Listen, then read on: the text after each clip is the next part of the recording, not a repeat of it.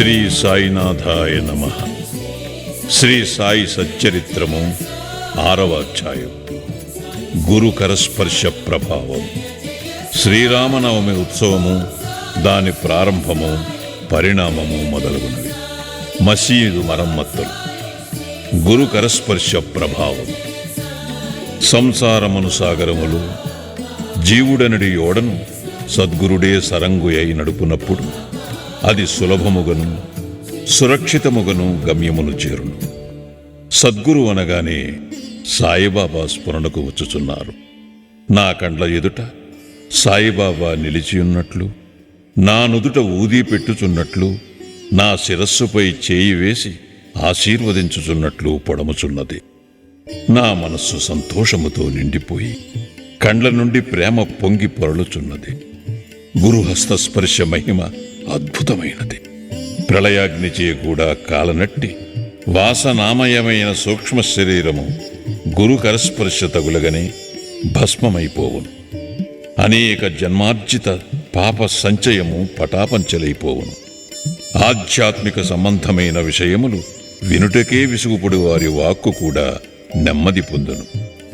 శ్రీ సాయి సుందర రూపము కాంచుటతోడనే కంఠము ఆనందాతిరేకముతో గద్గదముగును.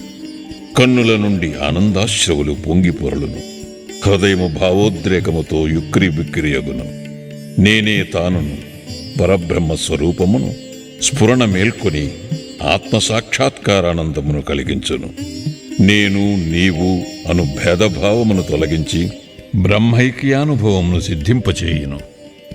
నేను వేద పురాణాది సద్గ్రంథములు చదువునప్పుడు నా సద్గురుమూర్తియే అడుగడుగునకు జ్ఞప్తికి వచ్చుచుండును. నా సద్గురువైన శ్రీ సాయిబాబాయే శ్రీరాముడిగా శ్రీకృష్ణుడిగా నా ముందు నిలిచి తన లీలలను తామే వినిపింపచేయునట్లు తోచును. నేను భాగవత పారాయణకు పూనుకొనగనే శ్రీ సాయి ఆపాదమస్తకము కృష్ణుని వలెగా అనిపించును. భాగవతము ఉద్ధవ గీతయు తామే పాడుచున్నట్లు అనిపించును. ఎవరితోనైనా సంభాషించుచున్నప్పుడు సాయిబాబా కథలే ఉదాహరణముగా నిచ్చుటకు జ్ఞప్తికి వచ్చును. నాకై నేను ఏదైనా వ్రాయు తలపెట్టినచో ఒక మాటగాని వాక్యముగాని వ్రాయుటకు రాదు.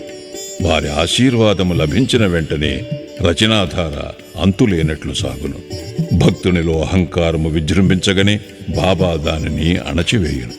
తన శక్తితో వాని కోరికలను నెరవేర్చి సంతుష్టి చేసి ఆశీర్వదించును. సాయి పాదములకు సాష్టాంగ నమస్కారము చేసి సర్వస్వ శరణాగతి చేసిన వానికి ధర్మార్థ కామ మోక్షములు కరతలామలకములగును. భగవత్ సాన్నిధ్యమునకు పోవుటకు కర్మ, జ్ఞాన, యోగ, భక్తి మార్గములనడి 4 త్రోవలు గలవు. అన్నిటిలో భక్తి మార్గము కష్టమైనది. అది ముండ్లు గోతులతో నిండియుండును. సద్గురుని సహాయముతో ముండ్లను గోతులను తప్పించుకొని ముందుకు సాగినచో గమ్యస్థానము అవలీలగా చేరవచ్చును. ఈ సత్యమును దృఢముగా నమ్ముడని శ్రీ సాయిబాబా నొక్కి వక్కానించిడివారు.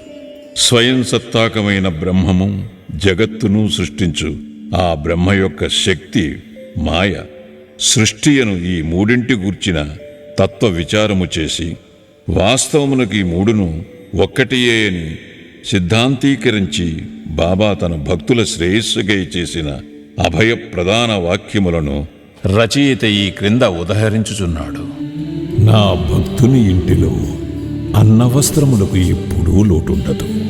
నా యందే మనస్సు నిలిపి భక్తి శ్రద్ధలతో మనఃపూర్వకముగా నన్నే ఆరాధించువారి యోగక్షేమములను నేను చూచెదను. కావున వస్త్రాహారముల కొరకు ప్రయాసపడవద్దు. నీకేమైనా కావలసిన భగవంతుని వేడుకును. ప్రపంచములోని కీర్తి ప్రతిష్టలకై ప్రాగులాడటమాని దైవము యొక్క దర్బారులో మన్ననలు పొందుటకు, భగవంతుని కరుణాకటాక్షములు సంపాదించుటకు యత్నించము. ప్రపంచ గౌరవమందుకొను భ్రమను విడుము. మనస్సునందు ఇష్టదైవము యొక్క ఆకారమును నిలుపుము. సమస్తేంద్రియములను మనస్సును భగవంతుని ఆరాధన కొరకే నియమింపు. ఇతరముల వైపు మనస్సు పోనివ్వకము. ఎల్లప్పుడూ నన్నే జ్ఞప్తి యందుంచుకొనుము. మనసును ధన సంపార్జనము, దేహ పోషణ, గృహ సంరక్షణము మొదలగు విషయముల పట్ల సంచరించకుండా గట్టిగా నిలుపుము. అప్పుడది నెమ్మది వహించి శాంతముగను చింతారహితముగను ఉండును. మనస్సు సరైన సాంగత్యములోనున్నదనుటకు ఇది గుర్తు. చంచల మనస్కునకు స్వాస్థ్యము చిక్కదు. బాబా మాటలు ఉదాహరించిన పిమ్మట గ్రంథకర్త షిరిడీలో జరుగు శ్రీరామనవమి ఉత్సవమును వర్ణించుటకు పూనుకునేను. షిరిడీలో జరుగు ఉత్సవములన్నిటిలో శ్రీరామనవమియే గొప్పది. సాయిలీల పత్రికలో షిరిడీలో జరుగు శ్రీరామనవమి ఉత్సవము గురించి విపులముగా వర్ణించబడినది. దాని సంగ్రహము ఇట పేర్కొనబడుచున్నది. కోపర్గాంలో గోపాలరావు గుండెనతడు పోలీస్ సర్కిల్ ఇన్స్పెక్టర్గా నుండెను. అతడు బాబాకు గొప్ప భక్తుడు. అతనికి 3 భార్యలున్నప్పటికీ సంతానము కలుగలేదు. శ్రీ సాయి ఆశీర్వచనముచే అతనికి ఒక కొడుకు పుట్టెను. ఆ ఆనంద సమయంలో అతనికి షిరిడీలో ఉరుసు ఉత్సవము నిర్వహించవలనను ఆలోచన కలిగినది.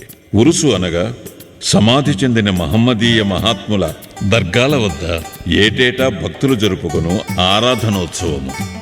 తన ఆలోచనను తాత్యా కోతే పాటిల్, దాదా కోతే పాటిల్, మాధవరావు దేశపాండే తదితర తక్కిన సాయి భక్తుల ముందుంచాను. వారంతా దీనిని ఆమోదించిరి. బాబా ఆశీర్వాదమును అనుమతిని పొందిరి. ఇది 1897లో జరిగాను. ఉరుసు ఉత్సవం జరుపుకోవటానికి జిల్లా కలెక్టర్ అనుమతికై దరఖాస్తు పెట్టిరి. గ్రామకరణము దానిపై ఏదో వ్యతిరేకముగా చెప్పినందున అనుమతి రాలేదు. కాని బాబా ఆశీర్వదించి ఉండుటచే మరల ప్రయత్నించగా వెంటనే అనుమతి వచ్చెను. బాబా సలహాననుసరించి ఉరుసు ఉత్సవమును శ్రీరామనవమి నాడు చేయుటకు నిశ్చయించిరి.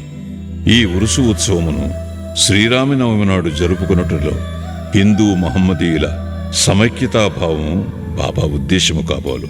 భవిష్యత్ సంఘటనలను బట్టి చూడగా బాబా సంకల్పము నెరవేరినట్లు స్పష్టమగుచున్నది. ఉత్సవము జరుపుటకు అనుమతైతే వచ్చెను గాని ఇతర అవాంతరములు కొన్ని తలెత్తినవి. చిన్న గ్రామమైన షిరిడీలో నీటి ఎద్దడి అధికముగా నుండెను. గ్రామమంతటికి 2 నూతులుండేవి. ఒకటి ఎండాకాలములో ఎండిపోవుచుండెను. రెండవ దానిలోని నీళ్లు ఉప్పనివి. ఈ సమస్యను బాబాకు నివేదించగా బాబా ఆ ఉప్పు నీటి బావిలో పువ్వులు వేశాను. ఆశ్చర్యకరముగా ఆ ఉప్పు నీరు మంచినీడుగా మారిపోయినవి. ఆ నీరు కూడా చాలకపోవుటచే తాత్యా పాటీలు దూరము నుంచి మోటల ద్వారా నీరు తెప్పించాను. తాత్కాలికముగా అంగళ్ళు వెలిసినవి. కుస్తీ పోటీలకు ఏర్పాట్లు చేయబడినవి. గోపాలరావు గుండునకొక మిత్రుడు గలడు. వాని పేరు దాము అన్నాకా సార్. అతనిది అహ్మద్నగర్. అతనికి 2 భార్యలున్నప్పటికీ సంతానము లేకుండెను. అతనికి కూడా బాబా ఆశీర్వాదముచే పుత్ర సంతానము కలిగెను. ఉత్సవము కొరకు ఒక జెండా తయారు చేయించవలనని గోపాలరావు అతనికి పురమాయించాను. అటులనే నానాసాహెబ్ నిమోన్కరును ఒక నగిషీ జెండా తెమ్మని కోరెను. ఈ 2 జెండాలను ఉత్సవముతో తీసుకుని పోయి మసీదు 2 మూలలందు నిలబెట్టిరి. ఈ పద్ధతినిప్పటికీ అవలంబించుచున్నారు. బాబా తాము నివసించిన ఈ మసీదును ద్వారకామాయి అని పిలిచేవారు. చందనోత్సవం సుమారు 5 ఏళ్ల తరువాత ఈ ఉత్సవముతో పాటు ఇంకొక ఉత్సవము కూడా ప్రారంభమయ్యాను. కొరాళా గ్రామమునకు చెందిన అమీర్ శక్కర్ దలాల్ అను మహమ్మదీయ భక్తుడు చందన ఉత్సవమును ప్రారంభించాను. ఈ ఉత్సవము గొప్ప మహమ్మదీయ పకీరుల గౌరవార్థము చేయుదురు. వెడల్పు పల్లెరములో చందనము ముద్ద ఉంచి తలపై పెట్టుకుని సాంబ్రాణి ధూపములతో బాజా భజంత్రీలతో ఉత్సవము సాగించెదరు. ఉత్సవము ఊరేగిన వెమ్మట మసీదునకు వచ్చి మసీదు నింబారులోనూ గోడలపైనను ఆ చందనమును చేతితో అందరూ తట్టెదరు. మొదటి 3 సంవత్సరములు ఈ ఉత్సవమును అమీర్ శక్కర్ నిర్వహించాను. పిమ్మట అతని భార్య ఆ సేవను కొనసాగించాను. ఒకే దినమందు పగలి హిందువులచే జెండా ఉత్సవము, రాత్రులందు మహమ్మదీయులచే చందనోత్సవము ఏ అరమరికలు లేక జరుగుచున్నవి. ఏర్పాట్లు. షిరిడీలో జరుగు శ్రీరామనవమి ఉత్సవము బాబా భక్తులకు ముఖ్యమైనది, పవిత్రమైనది. భక్తులందరూ వచ్చి ఆ ఉత్సవములో పాల్గొనచుండిరి. బయట ఏర్పాట్లన్నీ తాత్యా కోతే పాటిల్ చూచుకునేవారు. ఇంటి లోపల చేయవలసినవన్నీ రాధాకృష్ణమాయి అను భక్తురాలు చూచుచుండెను. ఉత్సవ దినములలో ఆమె నివాసము భక్తులతో నిండిపోయేటిది. ఆమె వారికి కావలసిన ఏర్పాట్లు చూచుకునుటయే కాక ఉత్సవమునకు కావలసిన సరంజామానంతయు సిద్ధపరచుచుండెను. అంతేకాదు స్వయముగా ఆమె మసీదును శుభ్రపరిచి గోడలకు సున్నము వేయుచుండెను. మసీదు గోడలు బాబా వెలిగించు ధుని మూలముగా మసిపట్టి ఉండేవి.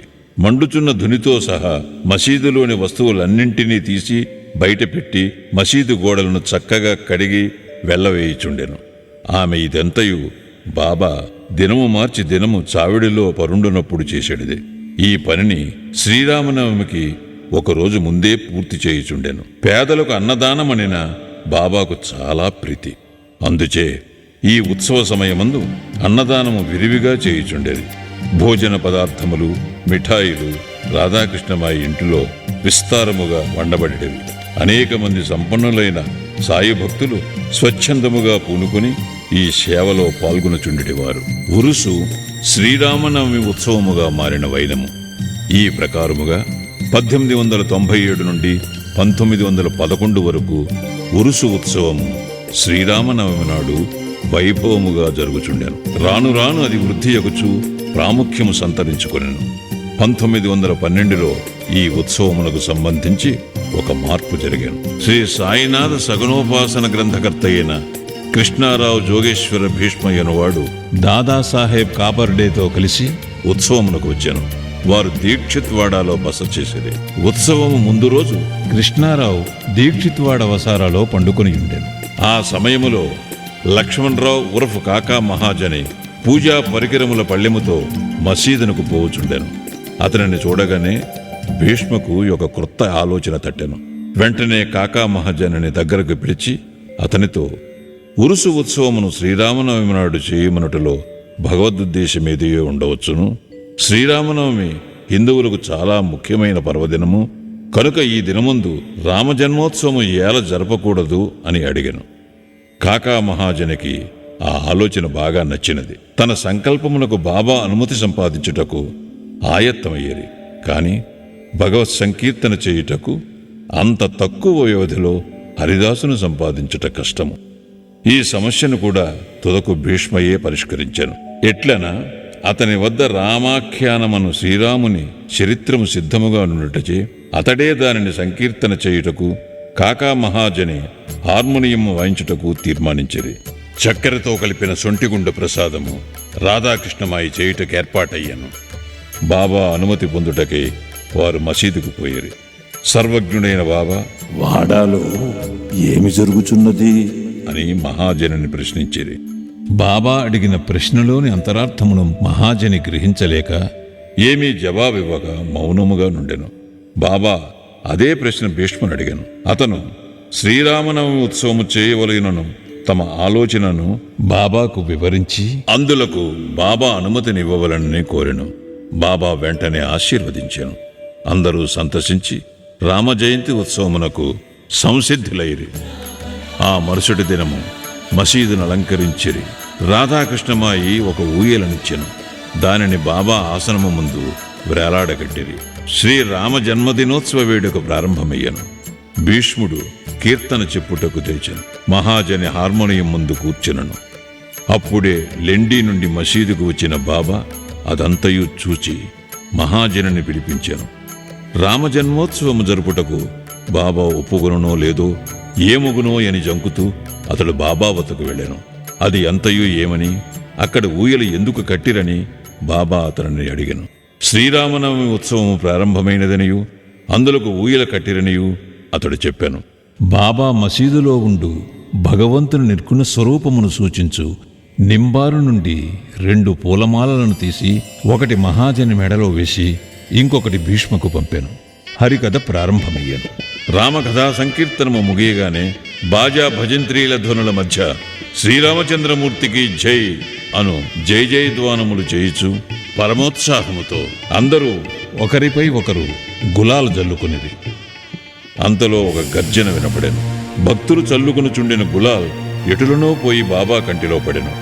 బాబా కోపముతో బిగ్గరగా తిట్టుట ప్రారంభించెను. ఇది చూచి చాలామంది భయముతో పారిపోయారు. కాని బాబా యొక్క సన్నిహిత భక్తులు మాత్రము అవన్నీ తిట్ల రూపముగా బాబా తమకిచ్చిన ఆశీర్వాదములను గ్రహించి కదలక అక్కడనే యుండిరి. శ్రీరామ జయంతి నాడు రావణుడనే అహంకారాది అరిషడ్వర్గములను సంహరించుటకు శ్రీ సాయి రూపములో ఉన్న శ్రీరాముడు ఆగ్రహించుట సహజమే కదా అని భావించిరి. షిరిడీలో ఏదైనా కొత్తది ప్రారంభించినప్పుడెల్లా బాబా కోపించుట ఒక రివాజు. దీనిని తెలిసిన వారు గమ్మును ఊరుకుండిరి. తన ఊయలను బాబా విరుచునను భయముతో రాధాకృష్ణమాయి మహాజనిని పిలిచి ఊయలను తీసుకుని రమ్మనెను. మహాజని పోయి దానిని విప్పుచుండగా బాబా అతను వద్దకు పోయి ఊయలను తీయవలదని చెప్పాను. కొంతసేపటికి బాబా శాంతించాను. ఆనాటి మహాపూజ, హారతి మొదలుగునవి ముగిశాను. సాయంత్రం మహాజని పోయి ఊయలను విప్పుచుండగా ఇంకనూ దాని అవసరం ఉన్నదని, కనుక దానిని విప్పవద్దని బాబా అతనిని వారించాను. రామనవమి మరుసటి దినమున జరుపు గోపాల్కాల ఉత్సవముతో కాని ఉత్సవం పూర్తి కాదన్న విషయము అప్పుడు భక్తులకు స్ఫురించాను. మరునాడు శ్రీకృష్ణ జననము నాడు పాటించు కాలాహండి అను ఉత్సవము జరిపిరి. కాలాహండి అనగా నల్లని కుండలో అటుకులు, పెరుగు, ఉప్పు, కారము కలిపి వేలాడగట్టెదరు. హరికథ సమాప్తమైన పిమ్మట దీనిని కట్టితో పగులుకొట్టెదరు. రాలిపడిన అటుకులను భక్తులకు ప్రసాదముగా పంచిపెట్టెదరు. శ్రీకృష్ణ పరమాత్ముడు ఈ మాదిరిగానే తన స్నేహితులకు గొల్ల పిల్లవాంట్రకు పంచిపెట్టుచుండెను. ఆ మరుసటి దినము ఇవన్నీ పూర్తి అయిన పిమ్మట ఊయలను విప్పుటకు బాబా సమ్మతించాను. శ్రీరామనవమి వేడుకలు ఈ విధముగా జరిగిపోవుచుండగా పగటివేళ పతాకోత్సవము, రాత్రియందు చందనోత్సవము కూడా యథావిధిగా జరిగినవి. ఈ విధముగా ఆనాటి నుండి ఉరుసు ఉత్సవము శ్రీరామనవమి ఉత్సవముగా మారెను. 1913 నుండి శ్రీరామనవమి ఉత్సవములోని అంశములు క్రమముగా హెచ్చినవి. చైత్ర పాడ్యము నుంచి రాధాకృష్ణమాయి నామ సప్తాహము ప్రారంభించుచుండెను. భక్తులందరూ వంతుల వారీగా అందు పాల్గొనుచుండెరి. ఒక్కొక్కప్పుడు రాధాకృష్ణమాయి కూడా వేకోజాముననే భజనలో చేరుచుండెను. శ్రీరామనవమి ఉత్సవములు దేశమంతటా జరుగుటచే హరికథా కాలక్షేపము చేయి హరిదాసులు దొరుకుట దుర్లభముగా నుండెను. శ్రీరామనవమికి 5-6 రోజుల ముందు ఆధునిక తుకారాం అని పిలువబడు బాల్ బువా మాలీయను సంకీర్తనకారుని కాకా మహాజని యాదృచ్ఛికముగా కలియుట తటస్థించినది. శ్రీరామనవమి నాడు సంకీర్తన చేయుటకు మహాజని అతనిని షిరిడీ తోడ్కొని వచ్చాను. ఆ మరుసటి సంవత్సరము కూడా అనగా 1914లో తన స్వగ్రామమైన సతారా జిల్లా బృహత్ సిద్ధకవటి గ్రామములో ప్లేగు వ్యాపించి ఉండుట చేత బాల్ బువా సతార్కర్ సంకీర్తన కార్యక్రమంలో లేక ఖాళీగా నుండెను. కాకాసాహెబ్ దీక్షిత్ ద్వారా బాబా అనుమతి పొంది అతడు షిరిడీ వచ్చి హరికథా సంకీర్తనము చేశాను. బాబా అతనిని తగినట్టు సత్కరించాను. 1914వ సంవత్సరంలో ప్రతి సంవత్సరము శ్రీరామనవమి నాడు షిరిడీలో సంకీర్తన చేయు బాధ్యతను శ్రీ దాసగుణ మహారాజునకు బాబా అప్పగించుట ద్వారా ఏటేటా ఒక్కొక్క కొత్త హరిదాసును పిలుచు సమస్య శాశ్వతముగా పరిష్కరింపబడెను. 1912 నుండి ఈ ఉత్సవము రాను రాను వృద్ధి పొందుచుండెను. చైత్రశుద్ధ అష్టమి మొదలు ద్వాదశి వరకు షిరిడీ తేనె తుట్టవలే ప్రజలతో కిటకిటలాడుచుండెను. అంగళ్ల సంఖ్య పెరిగిపోయాను. కుస్తీ పోటీలలో అనేక మంది ప్రముఖ మల్లులు పాల్గొనుచుండెరి. పేదలకు అన్న సంతర్పణ విరివిగా జరుగుచుండెను. రాధాకృష్ణమాయి కృషిచే షిరిడీ యొక్క సంస్థానముగా రూపొందెను. వివిధములైన హంగులు, అలంకారములు పెరిగినవి. అలంకరింపబడిన గుర్రము, పల్లకి, రథము, పాత్రలు, వెండి సామానులు, బాల్టీలు, వంటపాత్రలు, పటములు, నిలువుటద్దములు మొదలుగునవి బహూకరింపబడెను. ఉత్సవములకు ఏనుగులు కూడా వచ్చెను. ఇవన్నీ ఎంత హెచ్చినప్పటికీ సాయిబాబా వీనిని ఏమాత్రమూ లక్ష్యపెట్టక యథాప్రకారము నిరాడంబరులై ఉండేవారు. ఈ ఉత్సవములో గమనించవలసిన ముఖ్య విషయమేమనా హిందువులు, మహమ్మదీయులు ఎట్టి అరమరికలు లేక కలిసిమెలిసి ఉత్సవములో పాలు పంచుకునేవారు. ఈనాటి వరకు ఎటువంటి మత కలహములు షిరిడీలో తలెత్తలేదు. మొదట 5,000 నుండి 7,000 వరకు యాత్రికులు వచ్చేవారు. క్రమముగా ఆ సంఖ్య 75,000కు పెరిగినది. అంత పెద్ద సంఖ్యలో జనులు గుమిగూడినప్పటికీ ఎన్నడూ అంటువ్యాధులు కాని అల్లరులు కాని సంభవించలేదు. మసీదుకు మరమ్మతులు. గోపాలరావు గుండునకు ఇంకొక మంచి ఆలోచన తట్టాను. ఉరుసు ఉత్సవమును ప్రారంభించిన విధముగానే మసీదును తగినట్టుగా తీర్చిదిద్దవలనని నిశ్చయించుకొనెను. మసీదు మరమ్మత్తు చేయు నిమిత్తమై రాళ్లను తెప్పించి చెక్కించాను. కాని ఈ పని బాబా అతనికి నియమించలేదు. నానాసాహెబ్ చందోర్కర్కు ఆ సేవ లభించినది. రాళ్ల తాపన కార్యము కాకాసాహెబ్ దీక్షితుకు నియోగింపబడెను. మసీదుకు మరమ్మతులు చేయటం మొదట బాబాకిష్టము లేకుండెను. కాని భక్తులకు మహల్సాపతి కల్పించుకుని ఎటులనో బాబా అనుమతిని సాధించాను. బాబా చావిడిలో పండుకున్న ఒక్క రాత్రిలో మసీదు నేలను చక్కని రాళ్లతో తాపన చేయుట ముగించిరి. అప్పటి నుండి బాబా గోనెగుడ్డపై కూర్చుండటమాని చిన్న పరుపు మీద కూర్చుండువారు. గొప్ప వ్యయప్రయాసులతో 1911వ సంవత్సరములో సభామండపము పూర్తి చేసేది. మసీదుకు ముందున్న జాగా చాలా చిన్నది, సౌకర్యముగా లేకుండెను. కాకాసాహెబ్ దీక్షిత్ దానిని విశాలపరిచి పైకప్పు వేయదలిచెను. ఎంతో డబ్బు పెట్టి ఇనుప స్తంభములు మొదలుగునవి తెప్పించి పని ప్రారంభించాను. రాత్రి అంతయు శ్రమపడి స్తంభములు నాటిడివారు. మరుసటి దినము ప్రాతకాలముననే బాబా చావిటి నుండి వచ్చి అది అంతయు చూచి కోపముతో వానిని పీకి పారవేయించిడివారు. ఒకసారి బాబా మిక్కిలి కోపోద్దీపితుడై నాటిన ఇనుపస్తంభమును ఒక చేతితో పెకలించుచు రెండవ చేతితో తాత్యా పాటీలు పీకను పట్టుకొనెను. తాత్యా తలపాగాను బలవంతముగా తీసి అగ్గిపుల్లతో నిప్పంటించి ఒక గోతిలో పారవేచాను. బాబా నేత్రములు నిప్పు కణములోలే వెలుగుచుండెను. ఎవరికి నీ బాబా వైపు చూచుటకు కూడా ధైర్యము చాలకుండాను. అందరూ భయకంపితులైరి. బాబా తన జేబులో నుంచి ₹1 తీసి అటువైపు విసిరెను. అది శుభ సమయమందు చేయు యాహుతి వలె కనబడెను. తాత్యా కూడా చాలా భయపడెను. తాత్యాకేమి జరుగుతున్నదో ఎవరికీ ఏమీయూ తెలియకుండాను. కల్పించుకుని బాబా పట్టు నుండి తాత్యాన్ని విడిపించుటకెవ్వరికి ధైర్యము చాలలేదు. ఇంతలో కుష్ఠిరోగియు బాబా భక్తుడు అగు భాగోజీ షిందే కొంచెం ధైర్యము కూడగట్టుకుని ముందుకు పోగా బాబా వానిని ఒక పక్కకు త్రోసివేశాను. మాధవరావు సమీపించబోగా బాబా అతనిపై ఇటుకురాయి రువ్వాను. ఎంతమంది ఆ జోలికి పోదలిచిరో అందరికీ ఒకే గతి పెట్టాను. కానీ కొంతసేపటికి బాబా శాంతించాను. ఒక దుకాణదారుని పిలిచి వాని వద్ద నుంచి ఒక నగిషీ జరీపాగాను కొని తాత్యాను ప్రత్యేకముగా సత్కరించుటగా అన్నట్లు దానిని స్వయముగా తాత్యా తలకు చుట్టాను. బాబా యొక్క ఈ వింత చర్యను చూచిన వారెల్లరూ ఆశ్చర్యమగ్నులైరి. అంత త్వరలో బాబాకెట్లు కోపము వచ్చాను. ఎందుచేత నీ విధముగా తాత్యాను శిక్షించాను, వారి కోపము తక్షణమే ఎట్లు చల్లబడెను అని అందరూ ఆలోచించుచుండిరి. బాబా ఒక్కొక్కప్పుడు శాంతమూర్తి వలె కూర్చుండి అత్యంత ప్రేమానురాగముతో మాట్లాడుచుండువారు. అంతలో అకారణముగా కోపించుడివారు. అటువంటి సంఘటనలు అనేకములు గలవు. కాని ఏది చెప్పవలనని విషయము తేల్చుకొనలేకున్నాను. అందుచే నాకు జ్ఞాపకం వచ్చినప్పుడల్లా ఒక్కొక్కటి చెప్పేదను. 6వ అధ్యాయం సంపూర్ణం. సద్గురు శ్రీ సాయినాథార్పణమస్తు. శుభం భవతు.